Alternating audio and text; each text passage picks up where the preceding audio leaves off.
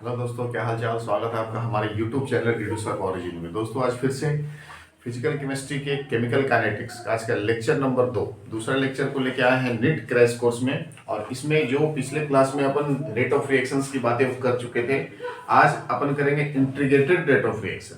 तो integrated rate of reaction में आपके ऑर्डर ऑफ रिएक्शन में काफी कुछ आ जाएंगे, zero order reaction, first order reaction और साथ में एक्टिवेशन एनर्जी। उससे रिलेटेड जो भी सवाल आए हैं 4-5 सालों के अंदर, सारे सवाल का डिस्कशन भी अपन कर लेंगे और कौन कौन से इंपॉर्टेंट टॉपिक हैं उन सारी चीजों का डिस्कशन अपन कर लेंगे। तो आइए शुरू करते हैं केमिकल काइनेटिक्स। इसमें अपन पिछले क्लास तक हमने पढ़ा था रेट ऑफ रिएक्शन साथ में ऑर्डर ऑफ रिएक्शन। आज यहां से अगले टॉपिक पे आएंगे integrated rate of reaction. Integrated integrated rate of reaction. अब इंटीग्रेटेड रेट ऑफ रिएक्शन में सबसे पहले बातें आएगी, जो पहली बातें आएगी वो आएगा zero order reaction. Zero order reaction. अब अपन ऑर्डर ऑफ रिएक्शन में पहले कर चुके थे कि ऑर्डर ऑफ रिएक्शन क्या होता है। तो किसी भी रिएक्शन का जो रिएक्टेंट होता है उसका उस रिएक्टेंट पे जो पावर होगा वही उसकी ऑर्डर ऑफ रिएक्शन होगी। जब किसी भी रिएक्शन की बात करो तो उसका जो रिएक्टेंट होगा, रिएक्टेंट पे जो भी पावर आएंगे, है ना, जीरो पावर आएंगे तो जीरो ऑर्डर रिएक्शन, 1 पावर आ जाएगा तो फर्स्ट ऑर्डर रिएक्शन, 2 पावर आ गया तो सेकेंड ऑर्डर रिएक्शन, 3 पावर आ गया तो थर्ड ऑर्डर रिएक्शन। तो इस प्रकार से order of reaction upon find out कर सकते हैं। तो जीरो ऑर्डर रिएक्शन क्या होता है? तो किसी भी रिएक्शन में जो रिएक्टेंट पे जो जीरो का पावर आएगा उसको अपन बोलेंगे जीरो ऑर्डर रिएक्शन। अब यहां से डिफिनेशन हम क्या कर लें, इन दिस रिएक्शन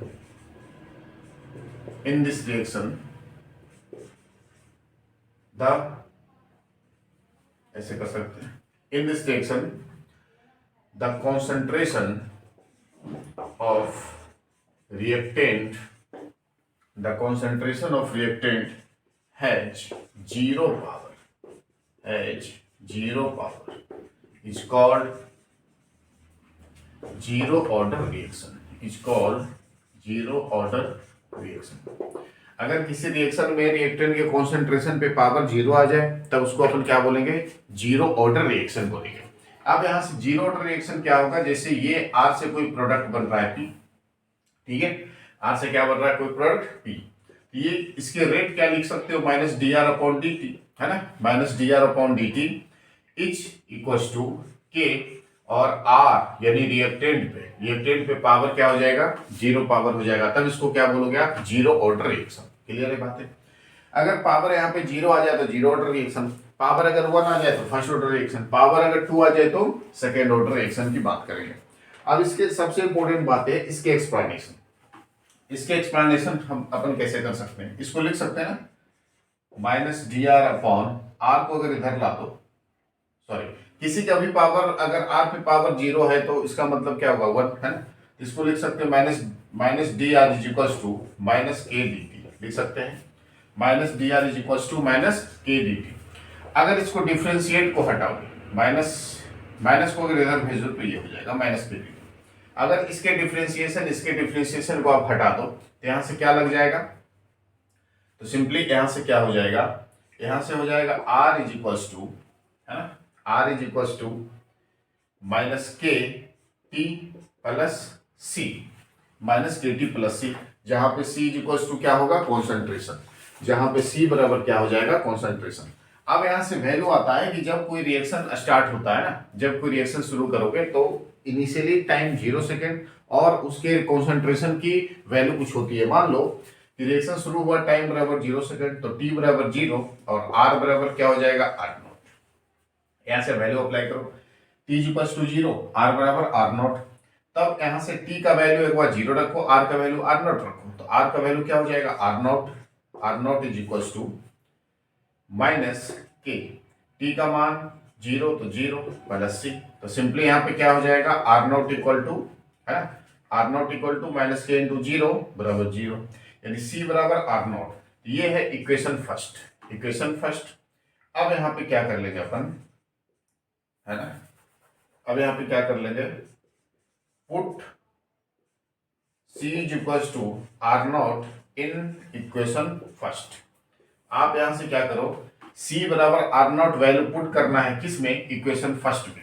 तो सी बराबर आर नॉट पुट करना है। यहां पे क्या हो जाए, R is equal to minus K T plus C बराबर क्या पुट करेंगे, आर नॉट। तो सी बराबर क्या हो जाएगा, आर नॉट। ये क्या हो जाएगा वैल्यू, आर नॉट। तो सिंपली इसका फॉर्मूला क्या निकलेगा, आर आर नॉट इधर का, तो R minus R not is equal to minus K T.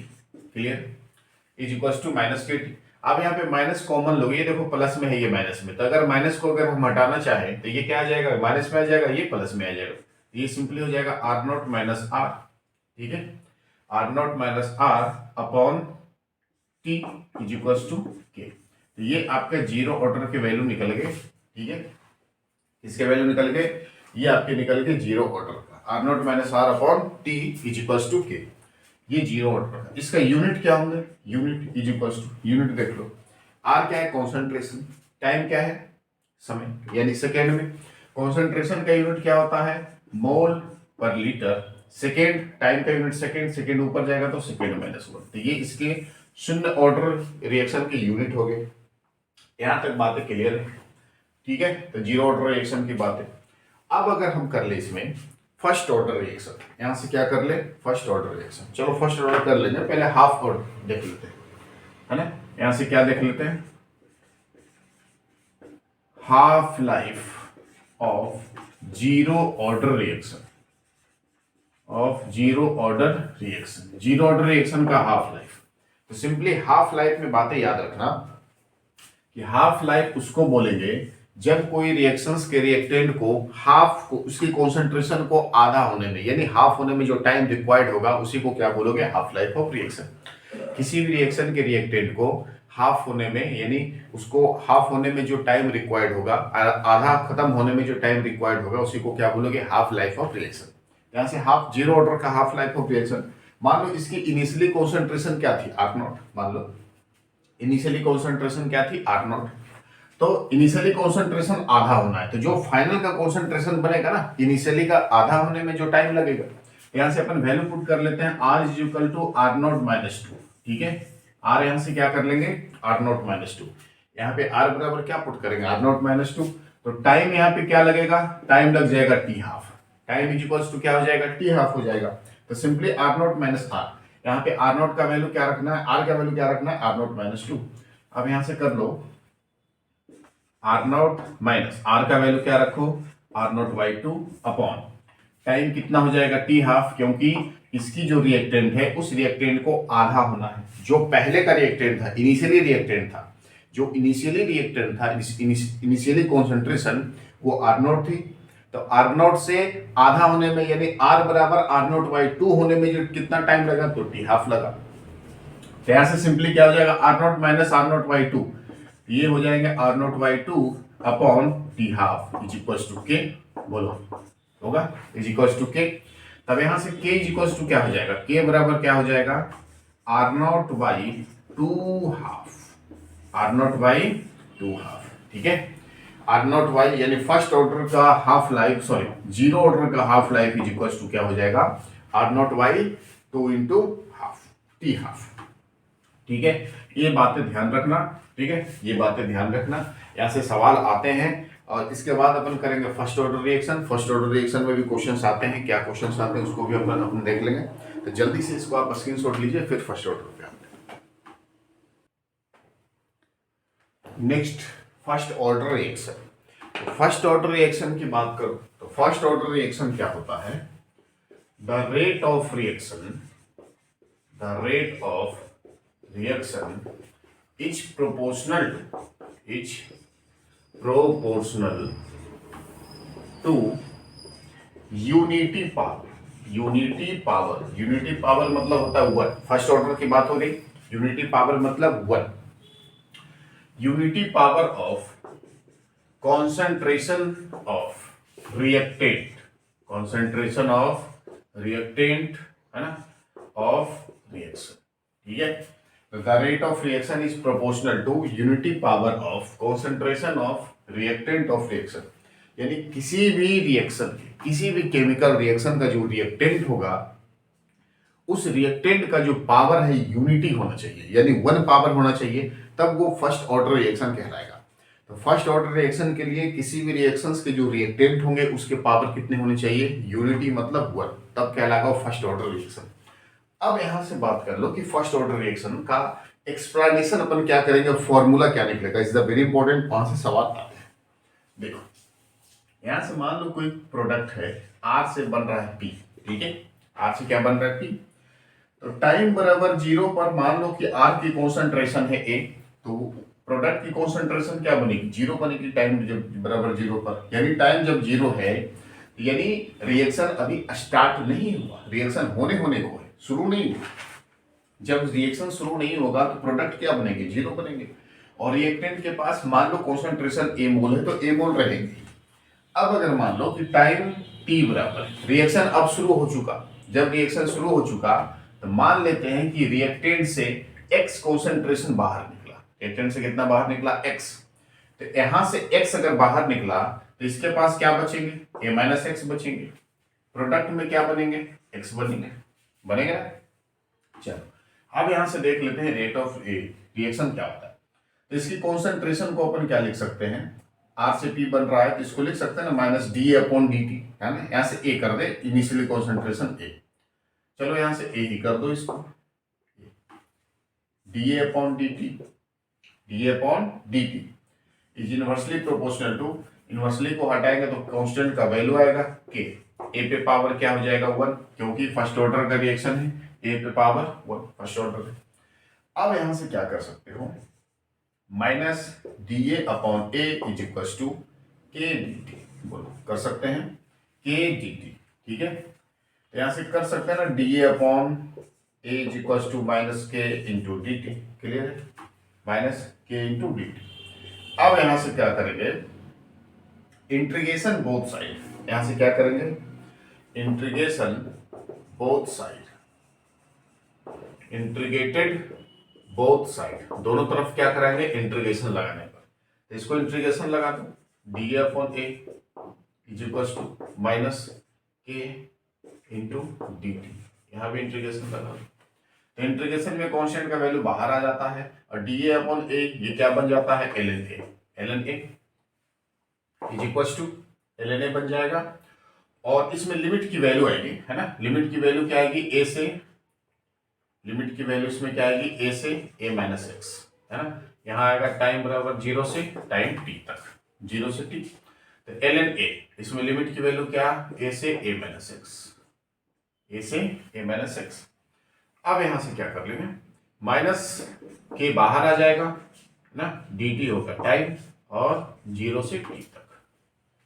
अब यहां से एल एन ए, तो एल एन का वैल्यू एक बार ए माइनस एक्स, एक बार है लोअर टू हायर, तो यहां से एल एन की वैल्यू क्या रखेंगे अपन, L N A minus X minus L N A, ठीक है, is equal to minus K, time का वैल्यू एक बार 0 एक बार टी, यहां से क्या हो जाएगा टी माइनस 0, ठीक है, टी एक बार 0, ए माइनस एक्स एक बार, लॉग ए माइनस बी बराबर क्या होता है ना, लॉग ए माइनस बी बराबर क्या हो जाएगा, simply log A minus log B, या तो फिर इसको ऐसे कर सकते हो,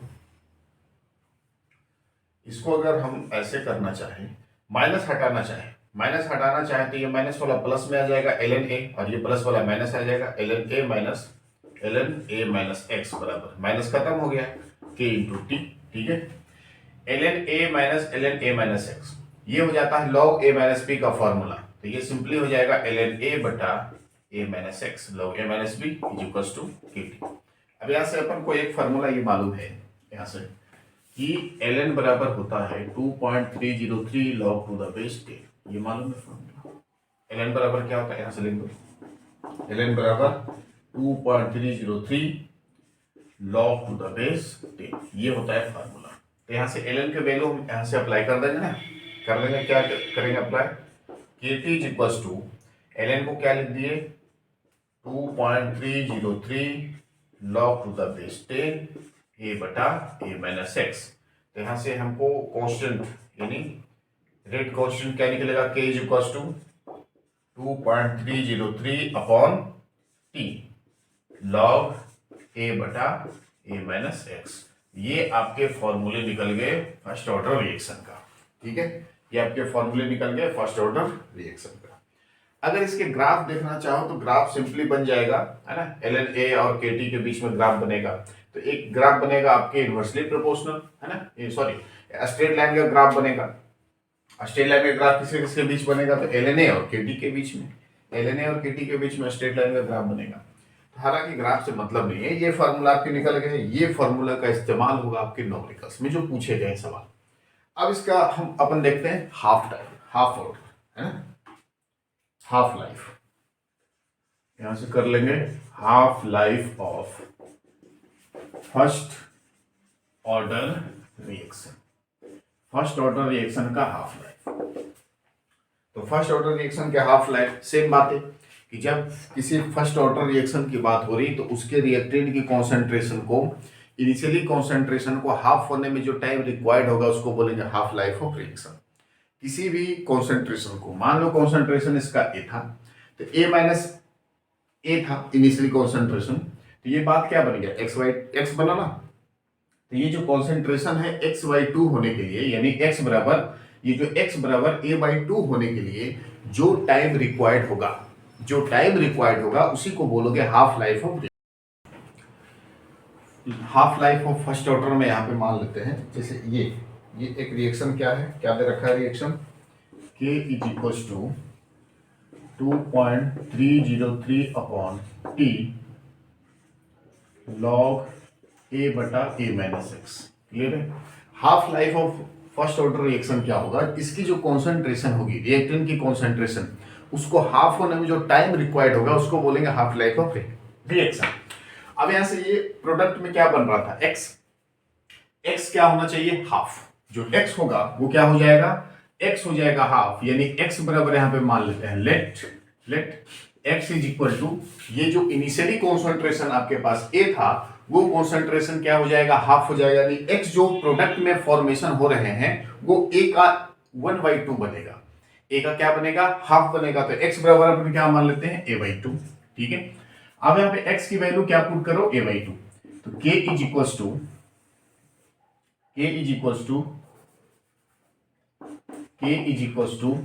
2.303 अपॉन टी, है ना, x बराबर a/2 और t इज इक्वल्स टू क्या हो जाएगा, t हाफ। ठीक है, t half is equals to a बटा a माइनस a/2। क्लियर है। तो यहां से k इज इक्वल्स टू कर लो 2.303 upon T half is equals to, यहां से एलसीएम ले लो तो 2a माइनस a, 2a ऊपर 2a बटा नीचे में क्या आएगा, सॉरी लॉग देना भूल गए, लॉग, यहां से क्या लगेगा लॉग, ये जाएगा 2a अपॉन a कैंसिल, है ना, a कैंसिल, और log 2 का वैल्यू क्या होता है, log 2 इक्वल्स टू 0.301 बोलो होता है। log 2 का वैल्यू क्या अप्लाई करेंगे, 0.301, यहां से k बराबर हो जाएगा 2.303 अपॉन, सॉरी टी हाफ यहां से निकालना है ना, T half equal to 2.303 upon k into log 2 की वैल्यू 0.301। जब इसको मल्टीप्लाई करोगे तो ये T half is equal to आ जाएगा 0.693 अपॉन k। ये वैल्यू आपकी निकल गई टी हाफ की, फर्स्ट ऑर्डर का टी हाफ। तो फर्स्ट ऑर्डर का हाफ लाइफ ये, और फर्स्ट ऑर्डर का जो रेट कांस्टेंट की वैल्यू आएगी, ये फॉर्मूला ये। अब ये फॉर्मूला का इस्तेमाल हम लोग न्यूमेरिकल्स में करेंगे जो कि क्वेश्चंस पूछे गए हैं आपके नीट एग्जामिनेशंस में।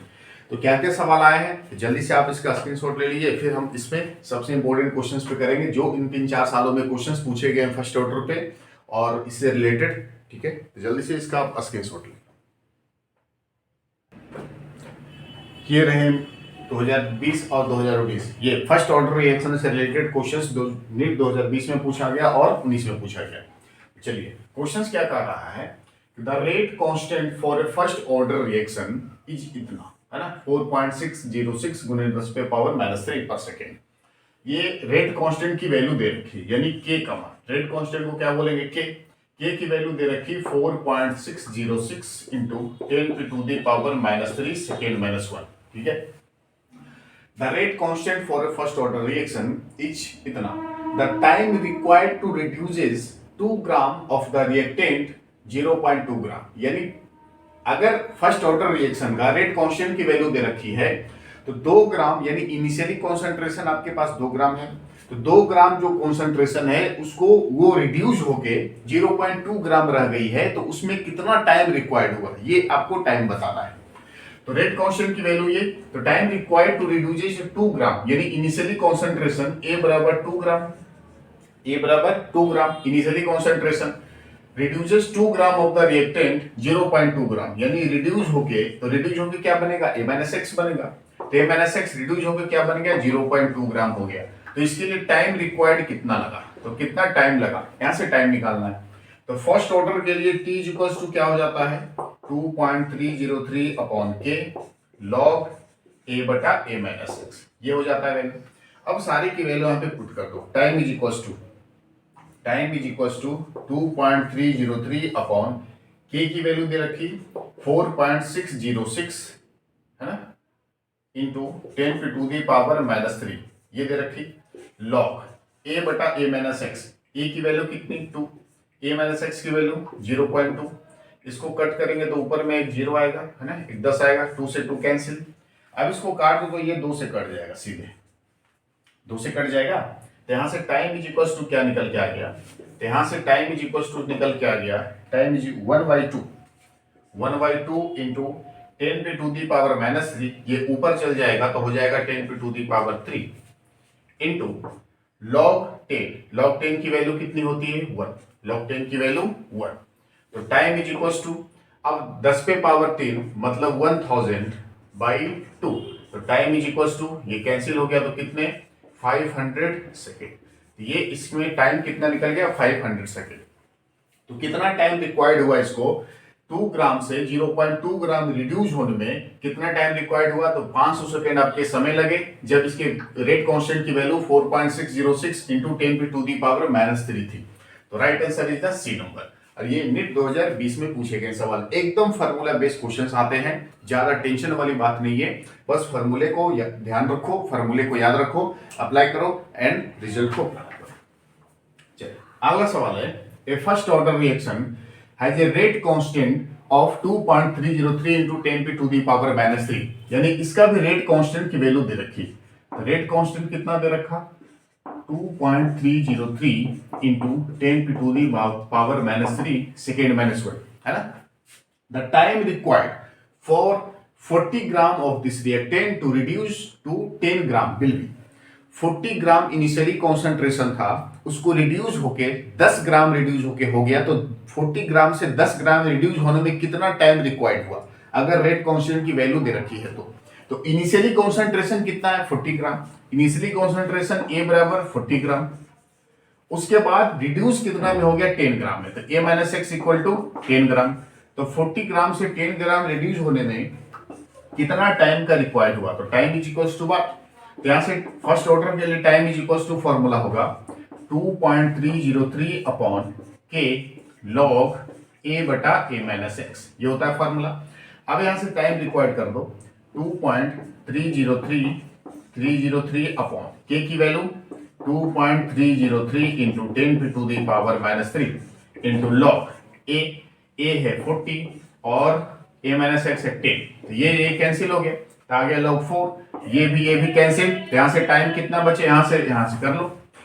तो टाइम इज इक्वल्स टू क्या बचा, टाइम इज इक्वल्स टू हुआ 1 अपॉन 10⁻³ इंटू log 4 की वैल्यू मालूम है, तो टाइम इज इक्वल्स टू ये 1000 ऊपर चला जाएगा तो 10⁻³ यानी 1000 यानी 1000 इंटू log 4 की वैल्यू होती है, log 2 की वैल्यू होती है 0.301, तो log 4 की वैल्यू हो जाएगी 0.602। अब इसे मल्टीप्लाई कर दो, तो सिंपली अगर मल्टीप्लाई करोगे तो टाइम इज इक्वल्स टू आएगा 602 सेकेंड। अब यहाँ पे ऑप्शन मैच कर लो, तो टाइम इज इक्वल्स टू कितना 602 सेकेंड, ये डी नंबर ऑप्शन करेक्ट है।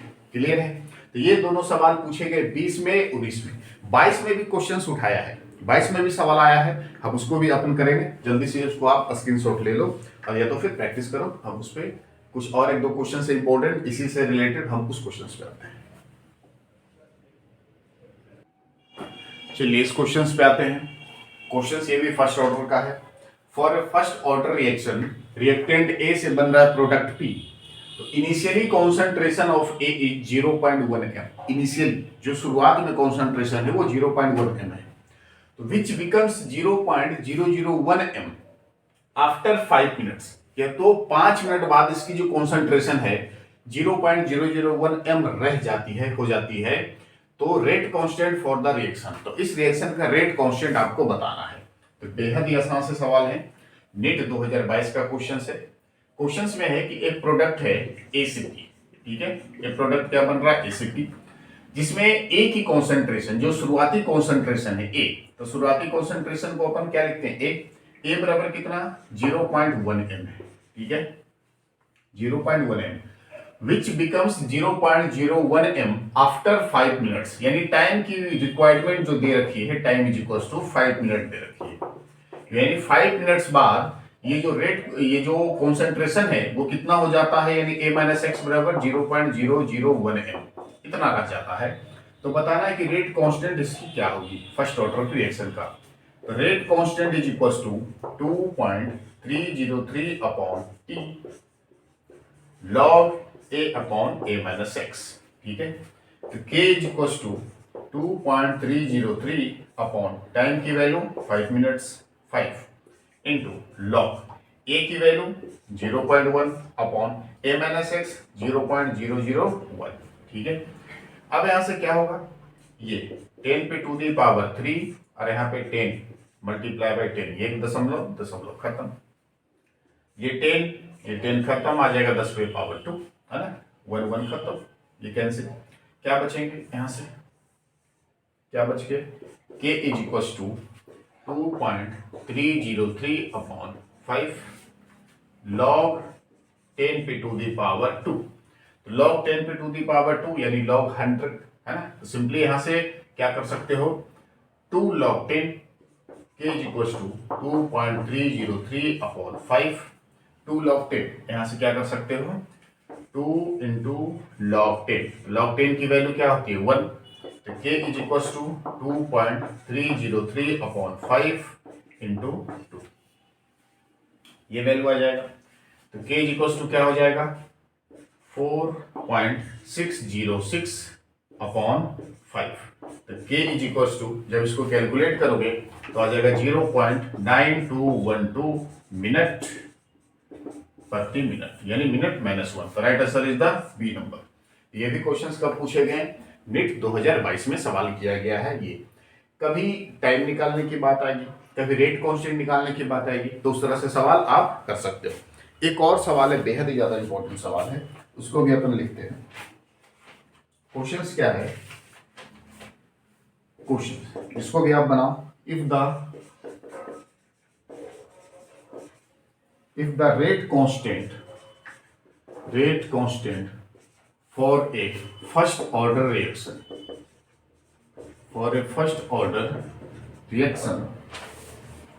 is k, रेट कांस्टेंट अगर कोई फर्स्ट ऑर्डर रिएक्शन है उसके रेट कांस्टेंट की वैल्यू क्या दे रखी k दे रखी, द टाइम कितना लग रहा है t, the time t required for the completion of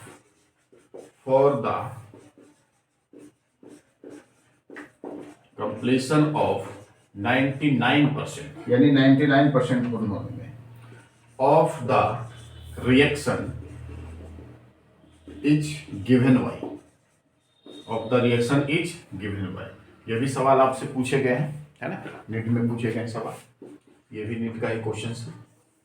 option है क्या दे रखा है, ऑप्शन है यानी टाइम बराबर 2.303 अपॉन के, बी नंबर ऑप्शन दे रखा, time is equals to 0.693 upon K, C option है time is equals to 0.909 upon K, और डी नंबर ऑप्शन दे रखा T is equals to 4.606 upon K. तो अब यहां से आपको वैल्यू निकालना है कि कौन सा टाइम रिक्वायरमेंट इसके लिए सही है, ठीक है।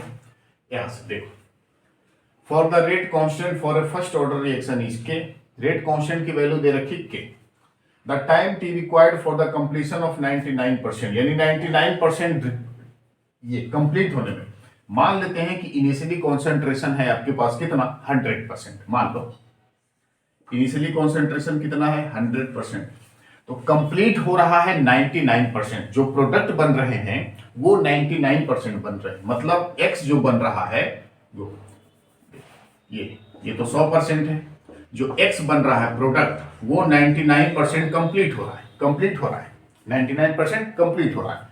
तो शेष जो आपके पास बचेंगे a माइनस एक्स कितने बचेंगे 100 माइनस 99 इज इक्वल टू 1%।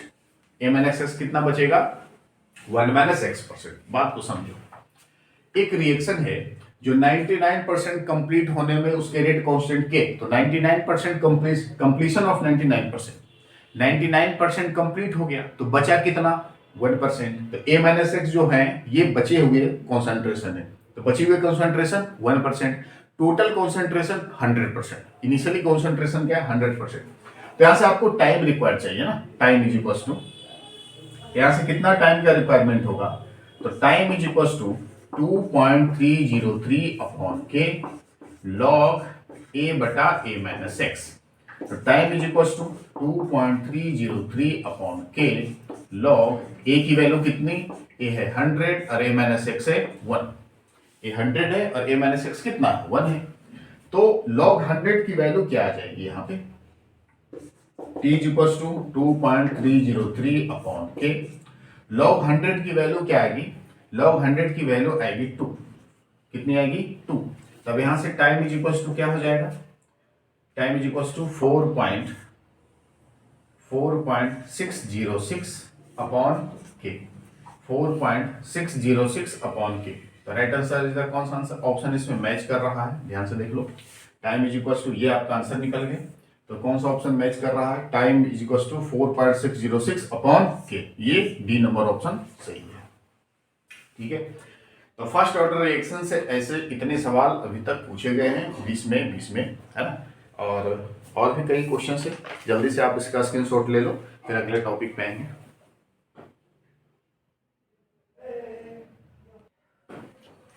एक सवाल आपका जीरो ऑर्डर रिएक्शन से, क्वेश्चंस क्या है 2018 में पूछा गया सवाल है, क्वेश्चन है कि when initially concentration of the reactant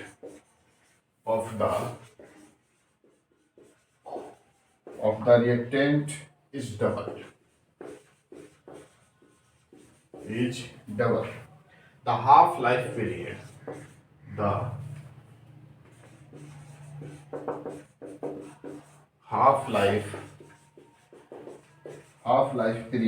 of a zero order reaction,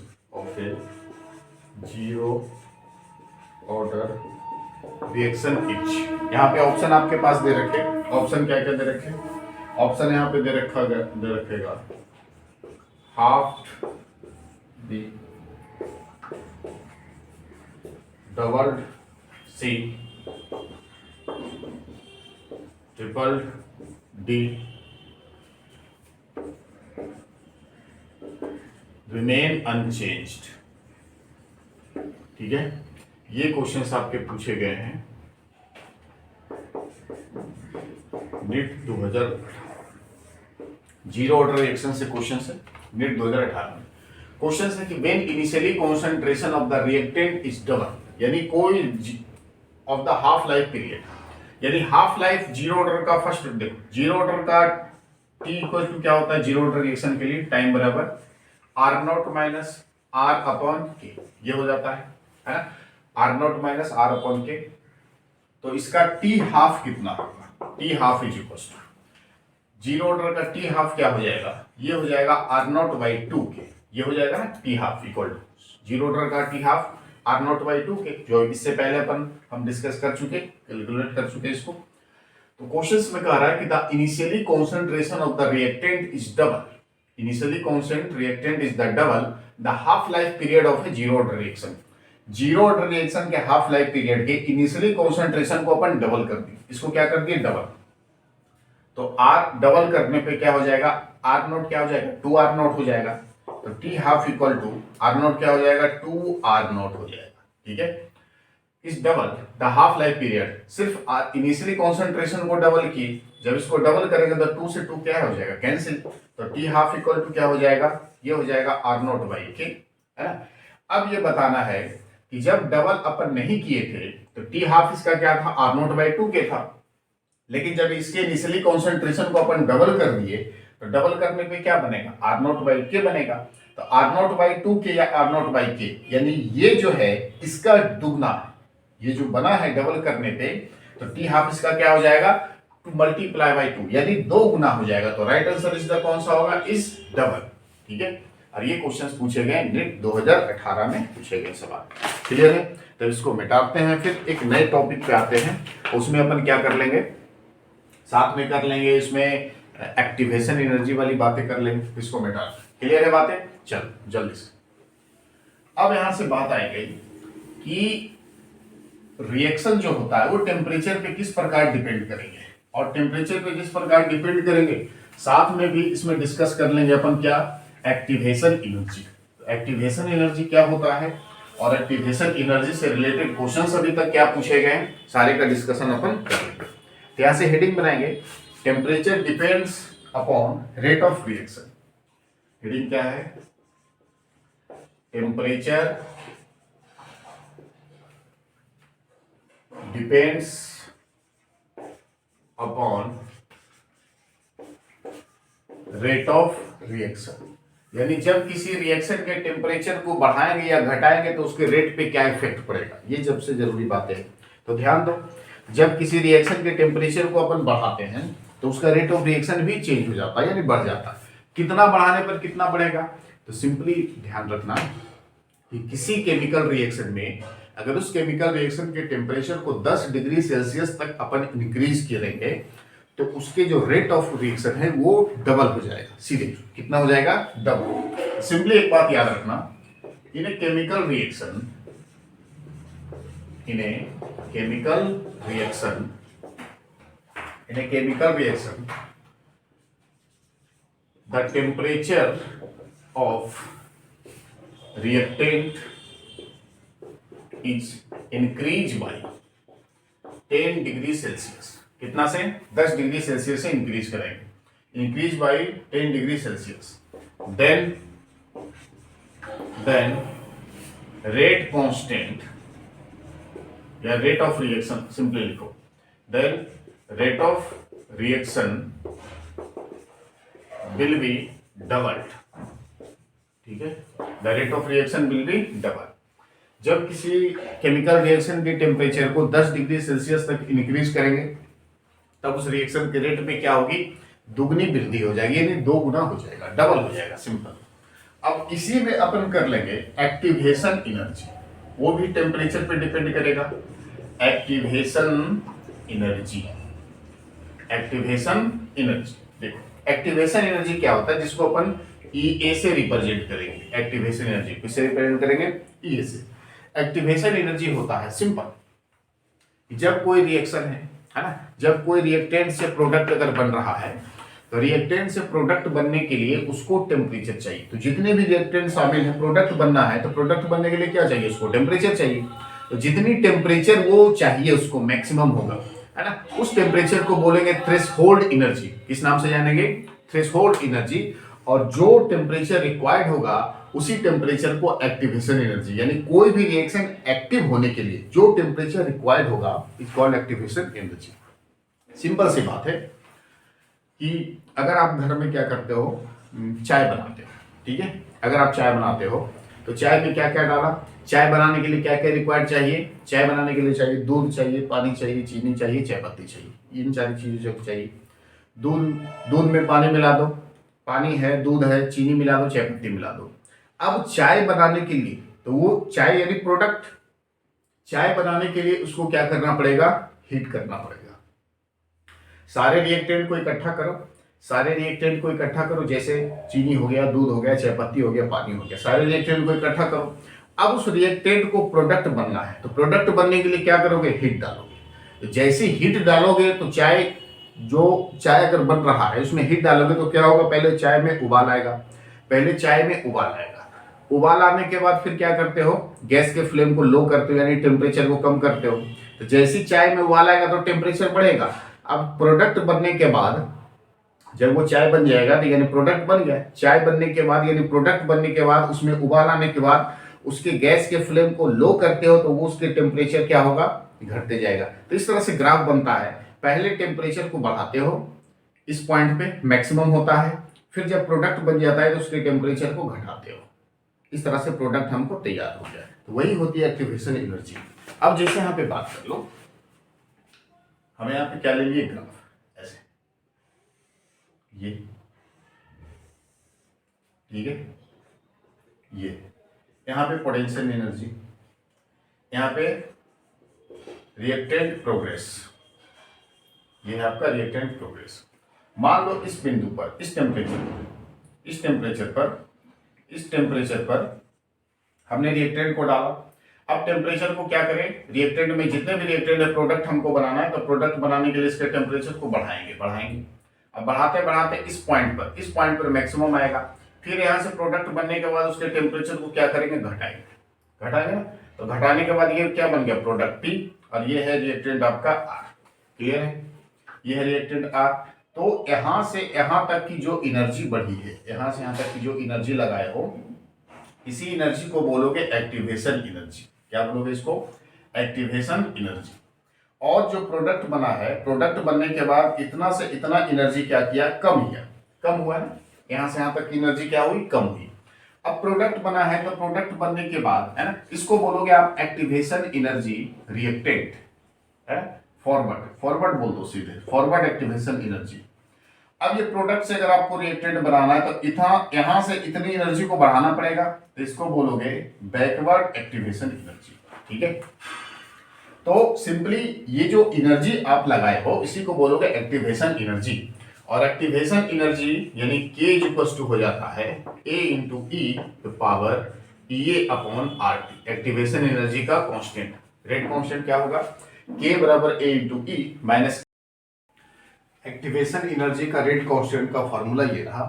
अगर इस फॉर्मूले को और आप विस्तार करना चाहो, ठीक है, तो इसमें क्या करेंगे अपन, दोनों तरफ लॉग लगा देंगे। ये हो जाएगा ln के बराबर A इंटू माइनस ये अपॉन RT। तो दोनों तरफ लॉग लगाने पर ln इधर भी लगा दिए और लॉग इधर भी लगा दिए। तो सिंपल यहां से बात कर लो कि दो टेम्परेचर है T1 और T2। ठीक है, दो टेम्परेचर आपके पास है T1 और T2।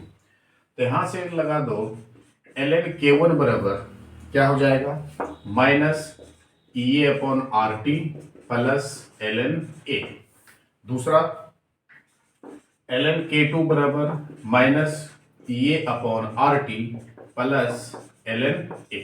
ठीक है, log A इंटू बी बराबर log A plus log B, तो log A plus log B, इस तरह से हो जाएगा। अब यहां से कर दो ये है मान लो इक्वेशन 1, ये है इक्वेशन 2।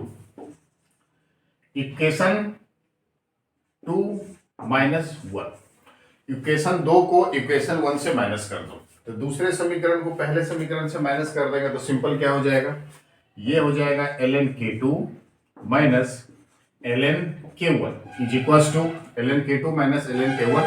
ये पहला टेम्परेचर के लिए T1, ये दूसरा टेम्परेचर के लिए T2, ऐसा कुछ कर सकते हैं। तो अगर इसमें माइनस करेंगे तो ये दोनों कैंसिल हो जाएगा ना, ये दोनों कैंसिल, क्या बचेंगे, ये माइनस में है क्या बचेंगे, इसको ये माइनस ये, इसमें से माइनस ये करना है, तो सिंपल ये हो जाएगा प्लस में, ये हो जाएगा EA upon RT1, EA upon RT1, फिर यहां से क्या हो जाएगा minus EA upon RT2, 2 minus 1, ये माइनस ये तो माइनस में रहेगा, तो ये माइनस माइनस क्या हो जाएगा प्लस, और ये भी माइनस, तो माइनस माइनस प्लस खत्म। तो यहां से क्या बचेंगे आपके पास, यहां से ln K2 minus ln K1 is equal to common क्या होगा दोनों में, EA बटा R, EA upon R common, क्या बचेंगे 1/T1 माइनस 1/T2। अब ln 2 माइनस K1, तो इसको आप लिख सकते हो ना, log A माइनस B बराबर log A बटा B, K2 बटा K1 is equal to, simple ऐसे कर दो, ln K2 बटा K1 बराबर EA upon R 1/T1 minus 1/T2। ये फॉर्मूला यहाँ से। अब यहाँ से ln को अपन किस में कन्वर्ट करेंगे, लॉग में। ln को जब लॉग में कन्वर्ट करेंगे तो ln बराबर होता है 2.303 लॉग, ये होता है। तो इसको अपन क्या लिख देंगे, लॉग K2 बटा K1 इज इक्वल टू, जो वैल्यू आएगा नॉमिकल वैल्यू नीचे आ जाएगा, ये अपॉन 2.303 इंटू आर, यहां से क्या हो जाएगा, यहां से हो जाएगा T2 माइनस T1 बटे T2 into T1 into T2। यहां से ये फार्मूला आपके एक्टिवेशन एनर्जी के निकल जाएंगे। अगर दो टेम्परेचर की वैल्यू दे रखेगी तो यहां से एक्टिवेशन एनर्जी निकाल सकते हो। क्लियर है बातें।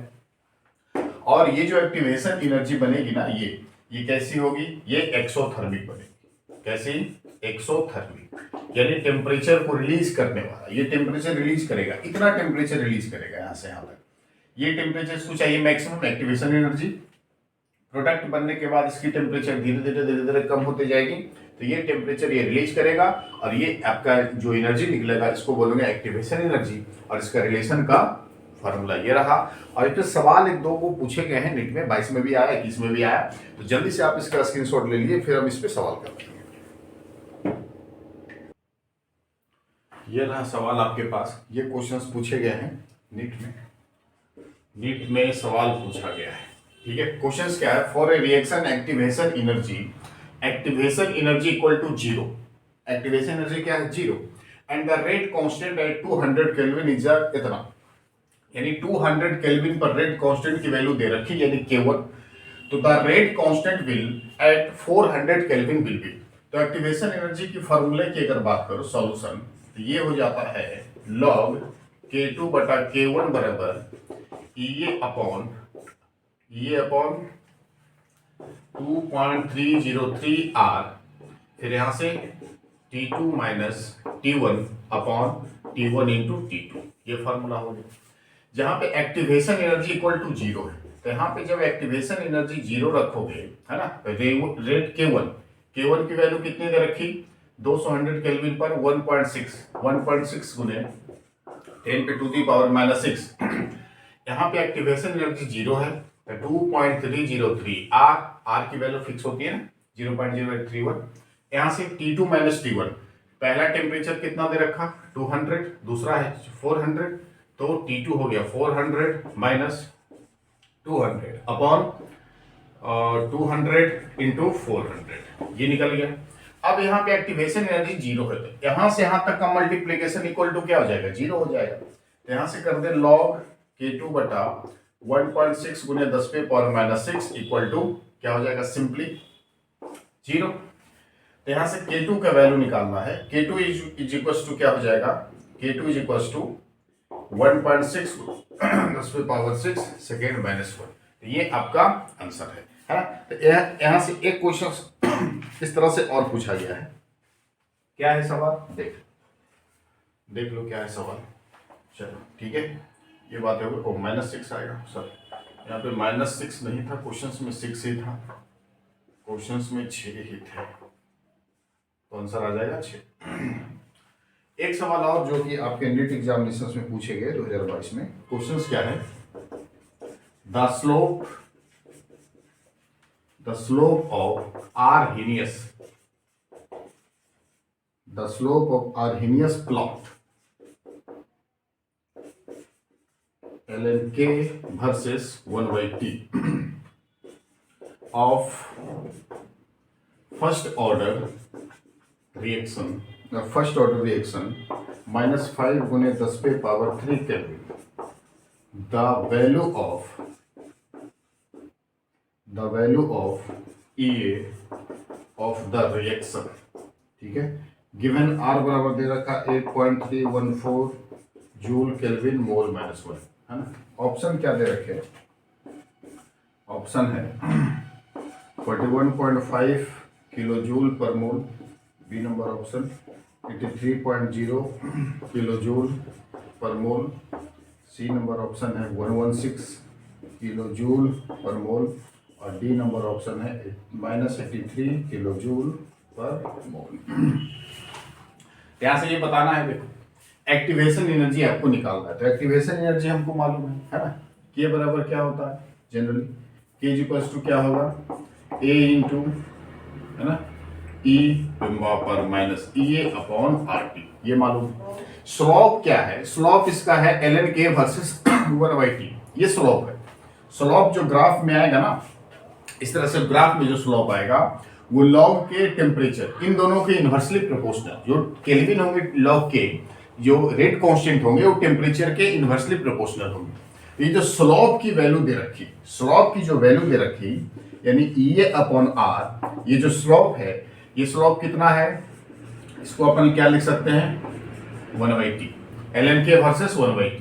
तो यहां से E upon R is equal to, जो स्लोप की वैल्यू कितनी दे रखी, -5 इंटू 10⁻³ केल्विन, ठीक है। तो यहां से क्या हो जाएगा, सिंपल एक्टिवेशन एनर्जी निकालना है, ई बराबर -5 गुने 10⁻³ और आर की वैल्यू कितनी दे रखी 8.314, ठीक है। जब इसको कैलकुलेट करोगे, सिंपली कैलकुलेट करोगे तो ये आ जाएगा 41.5 किलो जूल पर मोल आंसर। एक्टिवेशन एनर्जी निकल के कुछ ये आएगा, ए नंबर ऑप्शन, ठीक है। ये आपके सवाल पूछे गए हैं नीट 21 में, नीट 21 में पूछा गया, और ये नीट 20 या 21 में शायद ये भी पूछा गया। तो दोनों क्वेश्चंस नीट में पूछे गए हैं। एक सवाल और इसका सबसे ज़्यादा इंपॉर्टेंट, तो आप इसका जल्दी से स्क्रीनशॉट लीजिए, फिर एक और सबसे इंपॉर्टेंट क्वेश्चंस पे आते हैं। क्लियर है, चलिए। एक्टिवेशन एनर्जी से सवाल और फर्स्ट ऑर्डर रिएक्शन से, इन दोनों टॉपिक से सवाल नीट में उठाए गए हैं पिछले 3-4 सालों के अंदर। तो आपको इन सारे टॉपिक को अच्छे से कर लो, और रेट कांस्टेंट, जो रेट कांस्टेंट इससे पिछले वाले वीडियो में हमने डिस्कस कर चुका, रेट कांस्टेंट, उससे भी सवाल पूछे गए हैं। क्वेश्चंस क्या है ध्यान से,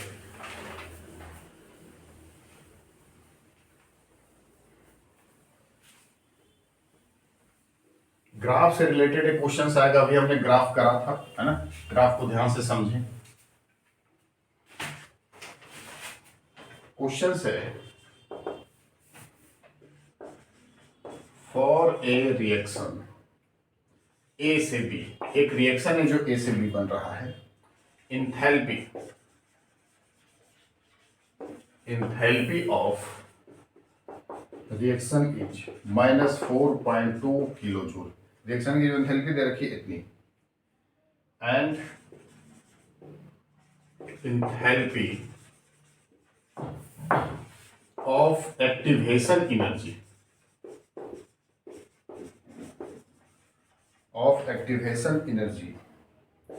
is 9.2 kilo joule per mole, ठीक है। The correct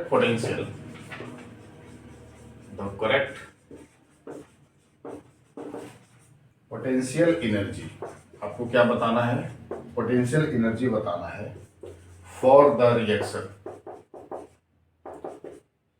is show in option. तो ऑप्शन में रिएक्शन शो कर रहा है, ऑप्शन में क्या है, ये है पोटेंशियल एनर्जी और ये है प्रोग्रेस, रिएक्शन प्रोग्रेस, ये ए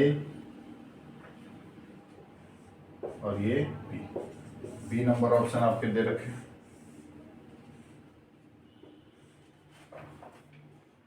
पोटेंशियल एनर्जी और ये रिएक्शन प्रोग्रेस, ये बी है और ये ए। सी नंबर ऑप्शन आपके पास है, पोटेंशियल एनर्जी, रिएक्शन प्रोग्रेस।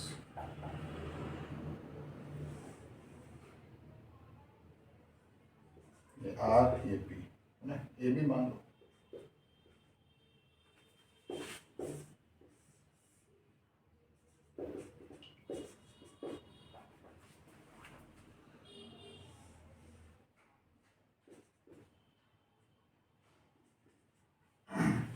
कुछ ऐसा, ठीक है। देखो क्वेश्चंस क्या है, for a reaction enthalpy A से B, enthalpy of reaction is -4.2 kilo joule and enthalpy of activation energy. तो क्वेश्चंस में सबसे जरूरी बात ध्यान देने वाली बात है कि एक्टिवेशन एनर्जी। तो एक्टिवेशन एनर्जी क्या होता है? अब एक्टिवेशन एनर्जी होता है, जिसे हमने ग्राफ बनाया था। तो मान लो कोई रिएक्टेंट है यहाँ से, तो रिएक्टेंट यहाँ से प्रोडक्ट बनने के लिए पहले क्या करेंगे? इसको हीट देंगे ना। यहाँ से मान लो कि कोई रिएक्शन है, रिएक्टेंट R है, प्रोडक्ट P है। अब जैसे हमने रिएक्टेंट को टेम्परेचर बढ़ाया, जब कोई रिएक्टेंट है उसमें टेम्परेचर अगर इंक्रीज करेंगे प्रोडक्ट बनाने के लिए, तो पहले वो टेम्परेचर बढ़ेगा। जब वो बढ़ेगा तो फिर प्रोडक्ट बनाने के लिए फिर वो टेम्परेचर कम होगा। अब जैसे चीनी चाय पत्ती का, जैसे चाय हमको बनाना है, तो चाय बनाने के लिए पहले क्या होना चाहिए? चीनी में पानी, दूध, चीनी की पत्ती सब एक साथ डाल के उसमें उबाल आने दो। जैसे उबाल आएगा तो उबाल आने के बाद क्या होगा? फिर हम गैस के फ्लेम को लो करते हैं। तो उबाल आएगा कब? जब टेम्परेचर मैक्सिमम होगा। अब गैस के फ्लेम को लो करेंगे तो वो उबाल क्या होता है? कम होते जाएगा और धीरे धीरे क्या होगा? प्रोडक्ट का फॉर्मेशन हो जाएगा। तो रिएक्टेंट में पहले टेम्परेचर हाई होता है, पहले प्रोडक्ट बनाना है, रिएक्टेंट से प्रोडक्ट बनाना है, टेम्परेचर को मैक्सिमम करना होगा। तो जिस पॉइंट पर टेम्परेचर मैक्सिमम होगा वहां से लेकर रिएक्टेंट के टेम्परेचर को बोलेंगे एक्टिवेशन एनर्जी। क्या बोलेंगे इसको? Activation energy. क्लियर? अब इसी में कह रहा है कि फॉर रिएक्शन ए से बी अगर बन रहा है ना, सारे में ए से B, enthalpy of reaction -4.2 kilo joule. Enthalpy of reaction की एंथैल्पी जो प्रोडक्ट बनने के बाद, and enthalpy of activation energy is 9.2। तो ये जो एक्टिवेशन एनर्जी है इसकी एंथैल्पी है 9.2 किलो जूल। ठीक है, ये वाली एनर्जी। उसके बाद एंथैल्पी ऑफ रिएक्शन, अब यहां से यहां तक जो होगा वो प्रोडक्ट की एंथैल्पी होगी, ये है -4.2 किलो जूल। यही है ना, -4.2 kilo joule. The correct potential energy for the reaction is shown option. तो रिएक्शन की एंथैल्पी है ना, एंथैल्पी ऑफ एक्टिवेशन एनर्जी, तो ये एक्टिवेशन एनर्जी की एंथैल्पी और ये रिएक्शन की एंथैल्पी। क्लियर है बातें? तो इसमें आप मिला लो कि कौन सा ऑप्शन इसमें करेक्ट दिख रहा है। ये तो अनबैलेंस है, ये नहीं। तो right answer option is the ये सी आपको दिख रहा है ना, यहां से यहां तक की एनर्जी जो होगी 9। तो ये रही आपकी एक्टिवेशन एनर्जी, और बाकी के जो यहां से यहां तक का होगा वो होगा रिएक्शन प्रोडक्ट की एनर्जी। तो कौन सा ऑप्शन मैच कर रहा है? तो इसमें ऑप्शन बी नंबर इसमें आपके मैच कर रहे हैं। तो ये आपके नीट कब पूछे हैं? नीट 2022 में पूछा गया सवाल है। क्लियर है? तो ये सारे first order reaction, zero order reaction से क्वेश्चंस, फर्स्ट ऑर्डर रिएक्शन और एक्टिवेशन एनर्जी और रेट ऑफ रिएक्शन, ये 3 टॉपिक इस चैप्टर के जो बेहद ज्यादा इंपॉर्टेंट है, जो 4-5 सालों के अंदर बहुत सारे सवाल आए हैं। तो आप ये सारे टॉपिक का बेहतर डिस्कशन यहाँ पे हम लोग कर चुके, साथ में क्वेश्चंस का डिस्कशन, जो क्वेश्चंस आए हैं सारे क्वेश्चंस का बारी बारी से एक जबरदस्त एक्सप्लेनेशन। तो ये वीडियो आपको कैसा लगा कमेंट करके जरूर बताएं, साथ में चैनल को सब्सक्राइब करें, वीडियो को लाइक करें और अपने दोस्तों के साथ शेयर करें। धन्यवाद, जय हिंद।